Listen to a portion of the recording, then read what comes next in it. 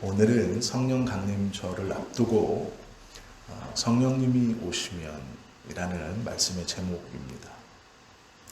예수님께서 제자들에게 또 성경을 통해서 우리들에게 하신 말씀들 중에 종종 우리로서는 완벽하게 이해할 수 없는 말씀들이 있습니다. 그리고 그 말씀들을 잘 듣다 보면 당황스러울 때도 조금 있습니다. 요한복음 14장 12절 말씀에 보면 내가 진실로 진실로 너희에게 이르노니 라고 말씀하시며 시작하십니다. 진실로라는 것을 2번 반복하셨다는 것은 정말 중요한 일이다 라는 말씀과 함께 또 이것은 분명히 이루어지는 것이다 라는 확답인데요. 그 뒤에 말씀이 이렇습니다. 나를 믿는 자는 내가 하는 일을 그도 할 것이요. 진실로 진실로 이루어지고 꼭 그렇게 될 것인데 그 내용은 나를 믿으면 내가 하는 일을 나를 믿는 그도 할 것이다 라고 말씀하시고 그 뒤에 보면 또한 그보다 큰 일도 하리니 이는 내가 아버지께로 감이라 라고 말씀하셨습니다. 예수님께서 하신 일을 예수님을 믿는 사람들이 진짜로 할 것이다 라고 말씀해 주시는데요. 예수님께서 하신 일이 무엇일까? 우리는 일이라고 할 때에 그 일이 무엇인지 분명히 알 수 있습니다. 예수님께서는 공생애를 사시면서 하나님의 나라의 말씀을 전했습니다. 그리고 많은 사람들의 병을 고쳐주셨고 이적과 기적을 행하셨습니다. 귀신을 쫓아주시기도 하셨고 죽은 사람을 살려주시기도 하셨습니다. 그런데 그런 일을 너희도 할 것이다. 좀 이해가 되지 않습니다. 그리고 더 큰 일도 할 것이다 라는 말은 사실 우리를 당황스럽게 하기도 합니다. 그래서 예수님을 믿으면 이렇게 못할 일이 없다고 더 큰 일도 하신다고 하셨으니 우리가 그렇게 할 수 있다라고 생각하면서 죽은 사람에 대해서 기도하고 살 수 있다고, 자신의 아들이 죽었을 때 아플 때 병원에 데려가지 않고 자기가 기도하고 목회자를 불러서 기도받다 아이를 사망케 이르게 하는 그러한 일들을 종종 뉴스에서 보곤 합니다. 도대체 무엇을 할 수 있다는 말씀인가? 이 말씀은 참 놀라운 말씀이긴 하지만 무엇을 한다는 것인가, 어떻게 한다는 것인가에 대한 궁금증이 우리 안에 있어야 한다는 것이죠. 예수님의 일을, 그보다 더 큰 일을 우리가 어떻게 할 수 있는가? 우리는 한 번씩 질문해 보아야 합니다. 설명과 납득이 조금 어려운 그러한 말씀이죠. 그리고 그 말씀만 주신 것이 아니라 마태복음 28장 20절 말씀에 보면 볼지어다 내가 세상 끝날까지 너희와 항상 함께 있으리라 말씀해 주셨습니다. 이 마태복음 28장 20절에 보면 내가 너희와 항상 함께 있겠다라고 하셨는데요. 제가 먼저 말씀드린 요한복음 14장 12절 제일 마지막 구절은 내가 아버지께로 감이라 이렇게 말씀하셨어요. 즉 나를 믿는 사람은 내가 한 일을 할 것이고 내가 한 일보다 더 큰 일을 할 것이다. 그것은 내가 아버지께로 돌아갈 것이기 때문이다. 즉 내가 아버지께로 돌아가기 때문에 내가 하던 일을 나를 믿는 너희들이 할 것이다. 더 큰 일도 할 것이다. 라고 말씀하셨어요. 그 일을 하는 이유는, 할 수 있는 이유는 예수님이 아버지께로 돌아가시기 때문입니다. 그런데 이 마태복음 28장에서는 돌아가시면서 하는 이야기가 내가 항상 너희와 함께 있을 것이다 또 말씀하십니다. 이렇게 말씀하셨다가 저렇게 말씀하셨다가 올라가기 때문에 내 일을 너희가 대신해야 된다라고 하셨다가 또 올라가는 내가 너희와 항상 함께 있을 것이다 라고 또 말씀해 주셨습니다. 이게 무엇인가 이해가 좀 잘 되지 않습니다. 도대체 예수님께서 승천하셔서 제자들 곁을 떠나시면서 어떻게 함께 계시겠냐라고 말씀하시고 또 그것을 어떻게 하실 것인가 라는 것이죠. 어떻게 항상 함께 할 수 있을 것인가. 우리는 답을 다 알고 있습니다. 예수님의 영인 성령님께서 임하시면 그렇게 된다라는 것이죠. 다른 보혜사를 보내시겠다. 보혜사라는 말은 돕는 분이라는 뜻입니다.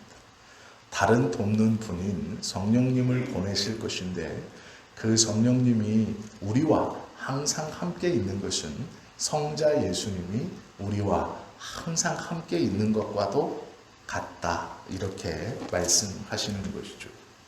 성령님이 우리 가운데 임하시게 되면 성령은 영이심으로 항상 우리와 함께 계실 수 있죠. 제자들과 항상 함께 계시는 것과 함께 우리와도 항상 함께 계시겠다고 약속해 주시는 것이 이 성령님의 능력이고 사역이십니다. 즉 우리와 성령님이 함께 있으면 예수님이 하셨던 그 일과 예수님이 하신 일보다 더 큰 일을 우리가 할 수 있다 말씀하시는 것이죠. 예수님께서 말씀하신 대로 제자들에게 놀라운 일이 있었습니다. 마가의 다락방에서 그들이 열심으로 기도할 때 성령님께서 불의 혀와 같은 모습으로 그들에게 임하셨고 그들이 그 성령님의 은혜를 경험한 다음 성령님과 함께 동행하면서 놀라운 일들을 하기 시작합니다. 특별히 베드로는 자신이 받은 예수님에 대한 부르심, 또 확신, 그리고 예수님께서 자신의 양들을 먹이라 명령하신 그 명령에 순종하여서 자신이 알고 있는 예수님께서 많은 사람들에게 베푸셨던 그 이야기들을 가감없이 많은 사람들에게 이야기하기 시작했습니다. 그때의 사람들은 놀라기 시작합니다. 우리가 각각 다른 언어를 사용하는 사람들이나 어찌 저 말을 다 알아들을 수 있는가? 그리고 그 말은 단순히 알아듣는 것뿐만 아니라 그 말을 들은 사람들이 가슴을 치며 그럼 우리가 어찌 하겠습니까? 라고 통곡하며 자복하는 모습을 보게 되어집니다. 이 일을 겪은 후에 베드로가 이렇게 고백합니다. 사도행전 2장 17절에서 21절 말씀이죠. 하나님이 말씀하시기를 말세에 내가 내 영을 모든 육체에 부어주리니 너희의 자녀들은 예언할 것이요 너희의 젊은이들은 환상을 보고 너희의 늙은이들은 꿈을 꾸리라. 그때에 내가 내 영을 내 남종과 여종에게 부어주리니 그들이 예언할 것이다 라고 베드로는 고백합니다. 제가 말씀드린 본문이 요엘서에 있는 본문을 그대로 읽은 것이 아닙니다. 이것은 베드로가 많은 사람들 앞에서 고백한 본문입니다. 베드로는 성령을 받고 그를 통하여 일하시는 성령님의 은혜를 경험한 후에 그가 고백한 이 사도행전 2장 17절부터의 고백은 요엘서 2장 28절 29절의 말씀과 동의를 합니다. 즉 성령이 오신다는 그 말씀이 요엘 선지자 때에 예언되었고 예수님께서 보내시는 그 영이 미리 예언된 그 성령과 동일한 것임을 베드로가 고백하고 있는 것입니다. 그리고 지금 보아라, 그때 약속하신 그 영이 예수님께서 보내신 영으로 우리에게 오셔서 그 예언이 지금 이루어지고 있다라고 고백하는 것이죠. 성령이 오심으로 율법의 종교를 청산하시고 복음의 종교로 바꾸어 주신 것입니다. 성령이 오심으로 옛 이스라엘을 통한 구원에서 새 이스라엘을 통한 구원으로 자리를 바꾸어 주시고 새로운 구원의 역사를 시작하신 것입니다. 기독교는 성령님의 종교입니다. 기독교가 모든 종교와 차별화가 되는 것은 성령의 종교라는 것입니다. 우리는 세상 사람들과 차별되는 성령의 사람들입니다. 우리는 다른 것으로 차별되는 것이 아니라 성령님께서 우리를 통하여 하나님의 일을 하신다는 예수 그리스도의 남은 일을 우리로 감당케 하신다는 것에서 세상의 사람들과는 다른 사람들입니다. 성령께서 임하시면, 우리 안에 거하시면 우리로 어떠한 일이 일어나는가? 먼저는 거듭나게 됩니다. 고린도후서 5장 17절은 새로운 피조물이라고 우리를 선언하십니다. 이것을 born again이라고도 부릅니다. 요한복음 3장 3절에 보면 예수께서 대답하여 이르시되 진실로 진실로 내게 이르노니 사람이 거듭나지 아니하면 하나님의 나라를 볼 수 없느니라 라고 말씀하셨습니다. 새롭게 태어나는 것, 어떻게 태어날까? 우리를 대신해서 니고데모가 예수님께 질문했습니다. 요한복음 3장 4절 말씀입니다. 니고데모가 이르되 사람이 늙으면 어떻게 날 수 있습니까? 두 번째 모태에 들어갔다가 날 수 있습니까?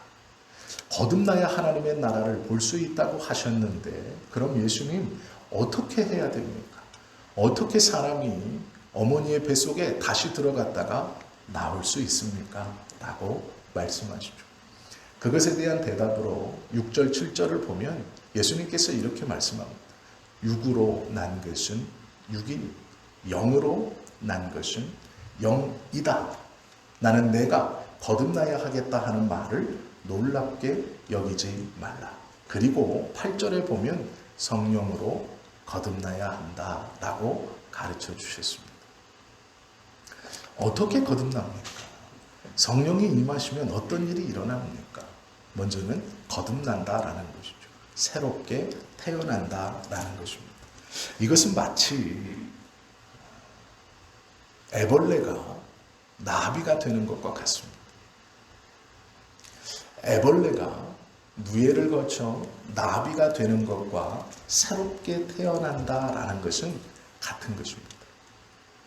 애벌레가 나비가 되면 나비와 애벌레는 완전히 다른 종입니다. 완전히 다른 것입니다. 그러나 그 나비는 애벌레가 되는 것입니다. 다시 태어나면 어떤 차이가 있을까? 창세기 2장 7절을 보면 우리는 짐작할 수 있습니다. 여호와 하나님이 땅의 흙으로 사람을 지으시고 생기를 그 코에 불어넣으시니 사람이 생명이 된지라. 하나님께서 아담을 창조하시고 그 코에 생기를 불어넣으니 그 진흙 덩어리가 생명이 되었다 말씀하십니다. 우리처럼 이렇게 되었다라는 뜻이 아닙니다. 똑같지만 다른 것이 있습니다. 생명이라는 말은 하나님과의 교통이 가능한 자라는 뜻입니다. 그것이 살아있는 자입니다. 우리가 거듭났다는 말은 하나님과의 교통이 다시 시작될 수 있는 자라는 것이죠. 생명이란 영이신 하나님과 교제할 수 있는 존재입니다. 성령이 임하시면 우리가 다시 하나님과 교제할 수 있는 자가 된 것이죠. 이것이 거듭난 자입니다. 성령이 임하셔서 우리가 거듭나면 그때부터 하나님의 말씀이 들리기 시작하고 그 말씀이 믿어지기 시작하고 그 말씀이 우리의 삶에 영향력을 끼치기 시작합니다.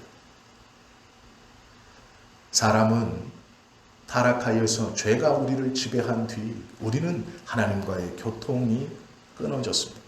예배 자리에 나아가지 않고 기도를 잃어버리고 하나님의 말씀은 허황된 말씀으로 들리게 된 것입니다. 성령이 임하셔서 새롭게 거듭난 사람은 그렇지 않습니다.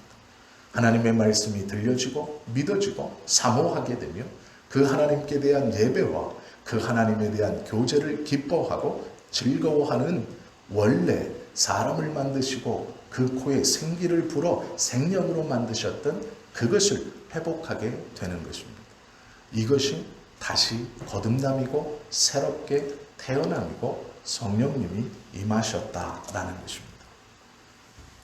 창세기 6장 3절에 보면 여호와께서 이르시되 나의 영이 영원히 사람과 함께하지 아니하리니 이는 그들이 육신이 됨이라 말씀하셨습니다. 하나님의 영이 사람과 함께 계속 있지 아니하다. 그 이유는 너희가 육신이 되었다. 즉 그 교제가 끊어졌다라는 것입니다. 생명이 육신이 된 것이죠. 우리가 거듭났다라는 것은 하나님과 교통이 시작됐다는 것이고, 그 증거의 첫 번째는 말씀을 들을 귀가 활짝 열렸다라는 것입니다. 하나님의 말씀을 스스로 읽을 수 있고 묵상할 수 있고 그 말씀 속에서 하나님의 음성을 들을 수 있다라는 것입니다. 두 번째는 기도의 입이 열렸다라는 것입니다. 그 하나님과 교제는 말씀을 듣는 것뿐만 아니라 그 하나님께 하나님의 뜻에 맞추어 우리의 입술로 그 하나님의 일을 증언하고 기도하고 강구하고 선언하고 선포하며 이루어낼 수 있는 능력이 우리에게 주어졌다라는 것입니다. 성령님이 임하시면 우리의 힘이 아니라 성령의 능력으로 우리의 삶을 살아가게 됩니다. 오직 성령이 너희에게 임하시면 너희가 권능을 받고, 권능이라는 것은 모든 것을 이길 수 있는 힘입니다. 모든 것을 견딜 수 있는 능력입니다. 마태복음 3장 13절을 보시면 예수님께서 세례를 받는 모습이 기록되어 있습니다. 16절에 보면 예수께서 세례를 받으시고 곧 물에서 올라오실새 하늘이 열리고 하나님의 성령이 비둘기같이 내려 자기 위에 일하심을 보신다라고 말씀하고 있습니다. 중요한 것은 그 뒤에 나오는 이 마태복음 4장부터입니다. 성령이 임하시는 것을 세례를 통해 예수님께서 성령이 비둘기와 같이 자신에게 임하시는 것을 본 후에 벌어지는 일입니다. 4장에 보면 바로 광야로 나가 40일 금식을 하십니다. 그리고 나서 마귀가 예수님께 다가와서 세 가지로 시험합니다. 돌이 변하여 떡덩이가 되게 하여서 너의 굶주림을 면하게 하라. 육체적인 욕망을 건드린 것입니다. 또 두 번째는 성전 꼭대기에 올라가서 만민이 보는 앞에 뛰어내려서 하나님의 능력을 증명하라. 정신적인 욕망을 건드린 것이죠. 세 번째는 나에게 절을 한 번만 한다면 천하만국의 모든 권세를 너에게 다 주고 너는 영원히 그 권세를 누리며 살 것이다. 영적인 욕망을 건드렸습니다. 예수님께서 세례를 통하여 성령이 비둘기와 같이 자신에게 임하시는 것을 보고 나서 일어난 일, 사단이 예수님께 와서 육체적인 욕망과 정신적인 욕망과 영적인 욕망을 가지고 시험할 때 그것을 능히 쉽게 하나님의 말씀으로 물리치는 일이 벌어졌습니다. 우리에게 성령이 임하면 어떤 일이 일어나는가? 우리의 삶에서 우리를 제어하고 유혹하는 육신적인 욕망을 물리칠 수 있는 일이 일어납니다.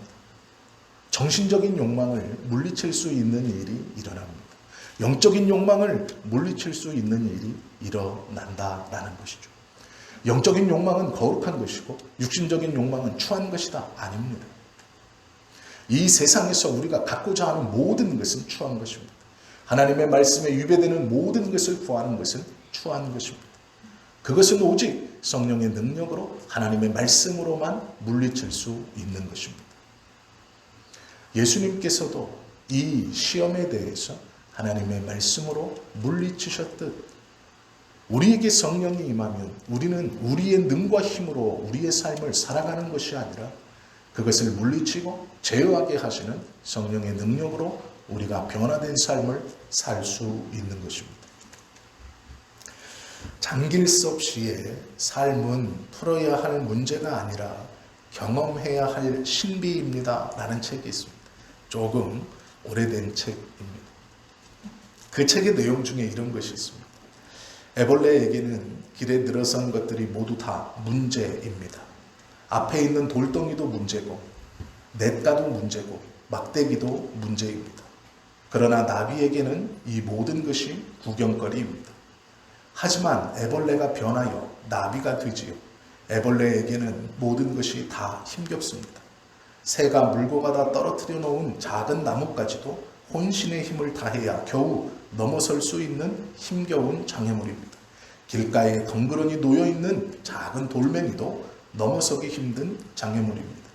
앞길을 가로막는 작은 시냇물은 결코 넘어설 수 없는 장애물입니다. 그러나 나비가 되고 나면 그러한 것들은 문제가 되지 않습니다. 더 이상 넘어설 수 없는 장애물이 아닙니다. 날아가며 평안하게 둘러볼 구경거리일 뿐입니다. 나비는 날 수 있는 능력을 얻었기 때문입니다. 이 글과 오늘 우리가 깨닫고 다시 붙들어야 하는 말씀에 공통점이 있습니다. 우리가 애벌레의 삶을 살 것인가, 나비의 삶을 살 것인가. 우리의 삶이 고통의 연속이고 모든 것을 넘어야 하고 모든 것에서 우리가 풀어야 하고 우리 앞을 가로막는 문제인가. 그렇지 않으면 우리는 그것을 구경하며 성령님과 함께 높이 날아 그 장애물들이 어느 순간 아름다운 풍경으로 바뀌어 우리가 그 풍경들을 감상하고 감사하며 살아갈 것인가 라는 것입니다. 성령님이 임하시면 권능을 받고 그것은 날 수 있다라는 것이죠. 그 문제를 눈앞에 두는 것이 아니라 그 문제를 발 아래 두고 그것을 견디고 이기며 그것을 아름답게 보고 감사할 수 있다라는 것입니다. 이것이 거듭난 사람의 두 번째 특징입니다. 첫 번째는 하나님의 말씀이 믿어지는 것이고 두 번째는 하나님의 말씀으로 성령님과 동행하면서 이 땅을 그분의 능력으로 살아갈 수 있다라는 것이죠. 스가랴 4장 6절은 어떻게 그럴 수 있는가? 이는 힘으로 되지 아니하며 능력으로 되지 아니하고 오직 나의 영으로 되느니라 말씀해 주고 있습니다. 성령님으로만 이것이 가능하다라는 것입니다. 성령님이 이끄시는 삶을 살아가는 것뿐 아니라 그분 안에서 풍성한 삶을 살게 되어 있습니다. 예수님께서 요한복음 10장 10절에 이렇게 말씀하셨습니다. 내가 온 것은 양으로 생명을 얻게 하고 더 풍성히 얻게 하려는 것이라. 우리가 간신히 견디는 힘만 허락하시는 분이 아니십니다. 성령님은 우리로 삶의 문제에서 그 고비를 간신히 넘기고 허덕이고 벼랑 끝에 서서 어제 오늘 하루하루를 간신히 넘어갈 수 있는 힘만 주시는 분이 아닙니다. 능히 극복할 수 있고 능히 넘어설 수 있고 그 문제와 나의 삶은 비교할 수조차 없는 하나님의 은혜에 붙들린 삶은 삶의 문제에 있어서 능히 극복하고도 희망을 노래하고 기쁨을 노래하고 즐거움과 행복을 노래할 수 있는 성령의 능력 안에 풍성히 누리며 살아갈 수 있다고 분명히 말씀해주고 있다라는 것이죠. 출세해서 풍성해지는 것이 아니고 연봉이 높아졌다고 풍성해지는 것이 아니고 유복한 환경 속에서 풍성해지는 것이 아니다라는 것이죠. 우리의 삶은 성령님이 충만한 가운데 풍성해지는 것입니다. 이 성령님이 우리에게 임하셨다 말씀하십니다. 다음 주일은 성령 강림 주일입니다. 성령님이 내 안에 임하셨는가? 내가 성령과 동행하는가? 한 주 동안 고민해 보시고 묵상해 보시고 돌아보십시오. 그러지 못하다면 내가 너무 귀중하고 너무 소중한 것을 놓치고 있구나, 기억하지 못했구나 돌아보시면 됩니다. 그리고 하나님 앞에 하나님 나로 성령 충만한 삶을 살게 해주십시오. 성령 충만한 삶은요 병 고치는 삶이 아닙니다. 어떠한 계획이 내 소원과 마음처럼 다 이루어지는 것이 아닙니다. 저 사람이 나에게 굴복해서 내 말을 잘 듣는 게 아닙니다. 내가 신비로워져서 어떠한 카리스마가 생겨서 무엇을 장악하는 것이 절대로 아닙니다. 성령이 충만한 삶은 하나님과의 교통이 원활한 삶입니다. 주님의 말씀을 읽을 수 있고 그 말씀 속에서 하나님의 말씀을 내가 들을 수 있고 또 나의 입술로 하나님께서 원하시는 그 기도를 드릴 수 있는 것이 성령 충만한 삶입니다.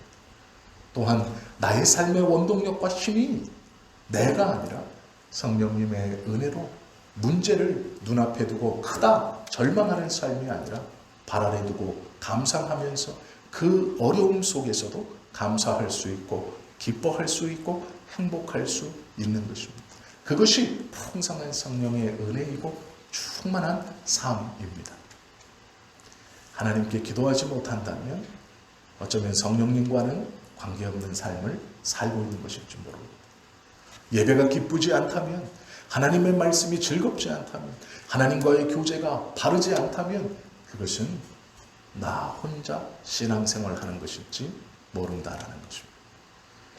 성령의 충만한 삶, 그것은 하나님과의 교통이 새롭게 시작됐다는 은혜이며 우리의 삶이 성령님의 은혜로, 성령님의 능력으로 한순간 한순간 매 순간 하나하나 회복되어져 가고 감사해져 가고 즐거워져 간다는 것이고, 또한 그것을 바로가 아니라 풍성하게 우리에게 감사함으로 넉넉히 이기고도 남음이 그 안에서 우리는 믿음의 선진들처럼 숨어있는 감사와 행복을 끄집어서 붙들 수 있는 능력이 우리에게 주어졌다라는 것입니다.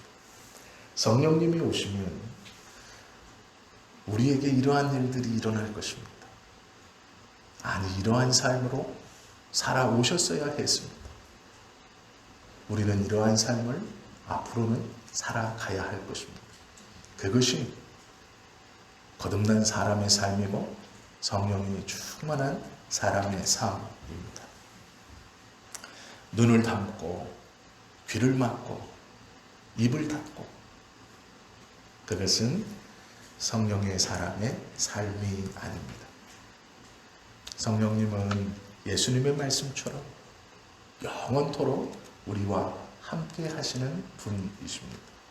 그 성령님이 우리와 함께 하시다면 성경에서 말씀하시는 성령의 충만한 사람의 삶을 우리는 이 교회에서뿐 아니라, 예배 시간뿐 아니라 우리의 삶의 자리에서도 분명히 살아갈 수 있다라는 것입니다. 이 말씀을 믿으시고 아멘으로 받아 성령이 주관하시는 그 귀하고 복된 삶을 누리며 살아가시는 저와 여러분들이 다 되실 수 있기를 예수님의 이름으로 축원합니다. 기도하시겠습니다.